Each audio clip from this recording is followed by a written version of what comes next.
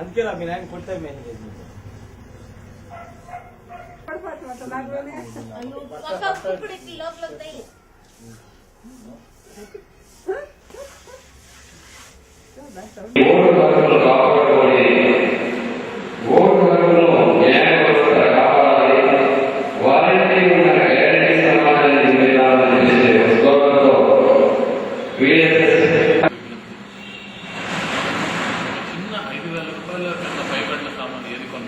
దానికి గ్యారంటీ ఉందా వారంటీ ఉందా అని అనుకుంటున్నాం. అలాంటిది 5 ఏళ్ళు మన జీవితాన్ని, మన పిల్లల భవిష్యత్తుని, మన ఆరోగ్యాన్ని, మన దేశాన్ని వీళ్ళకి అప్పచెప్పినప్పుడు వాళ్ళు ఇచ్చే వాగ్దానాలకి గ్యారంటీ ఉందా, దానికి ఏమైనా వారంటీ ఉందా అనే ప్రశ్న మనం ఎందుకు వేయట్లేదు అనేది మీరందరూ ఒకసారి ఆలోచించాల్సిన విషయం. ఇప్పుడు సమాజ మార్పుకి తొలిమెట్టు మేము ప్రారంభించిన ఈ యొక్క ఉద్యమం ఆ పర్టికులర్ క్వశ్చన్ వేయడానికి ముందుకొస్తుంది. ప్రతి ఒక్క నాయకులు, వార్డు మెంబర్ దగ్గర నుంచి ఒక ఎంపీ దాకా, ఒక మినిస్టర్ దాకా వాళ్ళు చేసే కార్యక్రమాలు, వాళ్ళు చేసే వాగ్దానాలకి వారంటీ లెటర్ ఇవ్వాలి. వాళ్ళు ఖచ్చితంగా వారంటీ ఇవ్వాలి. మేము చేస్తున్నాం, మేము చేసేదానికి ఇంత ఖర్చు పెడుతున్నాం అని వారంటీ ఇవ్వాలి. క్రియేట్ చేస్తాను. కానీ నా ఓటు హక్కుని దుర్వినియోగం జరిగింది.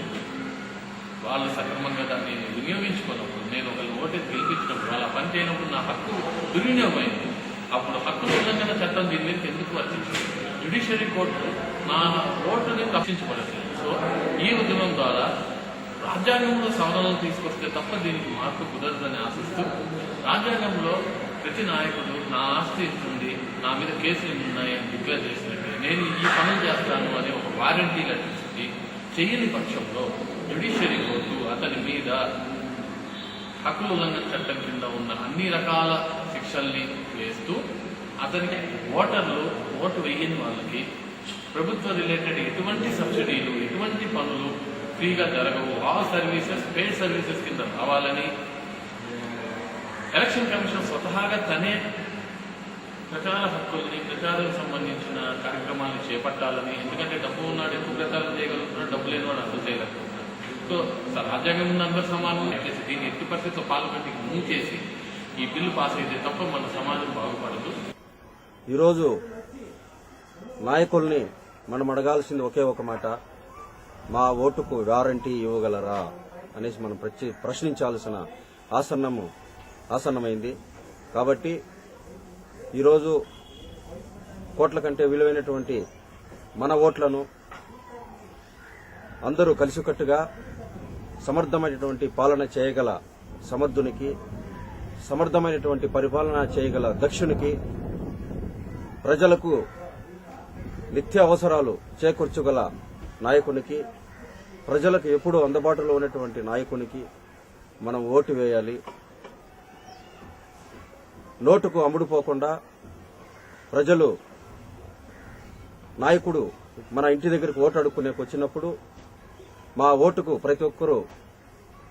ఓటుకు మీరు వారంటీ ఇవ్వగలరనేసి మిమ్మల్ని ప్రశ్నించాలని నేను కోరుకుంటా ఉన్నాను. అంతేకాకుండా నిన్నటి రోజు దాసర్లపల్లి గ్రామంలో గ్రామము కొంతమంది నాయకులు ఇండ్ల కాడకు వస్తే వాళ్ళు ప్రశ్నించడం జరిగింది, మా ఓటుకు మీరు వారంటీ ఇవ్వగలరా, మీరు వారంటీ ఇస్తే మేము ఓటు మీకు వేయగలము అని చెప్పేసి ప్రశ్నించడం జరిగింది. ఇది చాలా సంతోషంగా ఉంది. కాబట్టి ప్రతి ఒక్కరూ తమ యొక్క ఓటును సమర్థమైనటువంటి నాయకునికి వేసి ఈరోజు రాష్ట్ర ప్రభుత్వం ఉన్నటువంటి ఓటేస్తే మన రాష్ట్రం బాగుపడుతుందనేసి మిమ్మల్ని అందరినీ కోరుకుంటా ఉన్నాను. తొలిమెట్టు ఇది నిజంగా ప్రతి ఒక్క యువత ఆలోచించాల్సినటువంటి విషయం. ఓటు హక్కును న్యాయ వ్యవస్థ కాపాడాలి. ప్రతి నాయకుడిని వారంటీ అడగాలి. సమాజంలో మంచి నిర్మాణాన్ని చేయాలంటే, మంచి పద్ధతులను పాటించాలంటే ఒక నాయకుడు కావాలి. ఆ నాయకుడిని ఎన్నుకోవడంలో ఈ సంస్థ చేస్తున్నటువంటి కృషి ఎంతైనా అభినందనీయం. ఎందుకంటే మార్పు అనేది ప్రతి ఒక్కరిలో రావాలంటే కొంతమందికి అవగాహన ఉంటుంది, కొంతమందికి అవగాహన ఉండదు. అటువంటి అవగాహన సదస్సులు ఈ మధ్య ఏర్పాటు చేయడము, ఈ అవగాహన సదస్సుకి విశేష స్పందన రావడము, ప్రతి వ్యక్తి కూడా ఓటు హక్కు గురించి తెలుసుకొని ఖచ్చితంగా మేము మంచి నాయకుని ఎన్నుకుంటాము అని వాళ్ళు చెప్పడం చూస్తే నిజంగా వ్యవస్థలో మార్పు వస్తోంది. ఈ సంస్థ చేస్తున్నటువంటి కృషికి అభినందనలు తెలియజేస్తున్నాం. మార్పు రావాలి అంటే ప్రతి యువత తమ జన్మ హక్కు అయిన ఓటు హక్కును వారంటీ అడగండి. మా ప్రాంతాన్ని అభివృద్ధి చేస్తారా, మాకు పేద ప్రజలకు సహాయం చేస్తారా అనేటటువంటి నాయకుడిని గమనించండి. వాళ్ళ యాక్టివిటీస్ గమనించండి, వాళ్ళు చేస్తున్నటువంటి వాగ్దానాలను గమనించండి. వాటిలో ఎంతవరకు నిజాయితీ ఉంది, ఎంతవరకు వాళ్ళు అమలు చేయగలరు అనే వాటిని కూడా మీరు గమనించి మంచి నాయకుని ఎన్నుకోవాలంటే ప్రతి వ్యక్తి కూడా ఓటు హక్కు ఉపయోగించుకోవాలి. ప్రతిసారి మనం మోసపోయినామంటే అది మన తప్పు.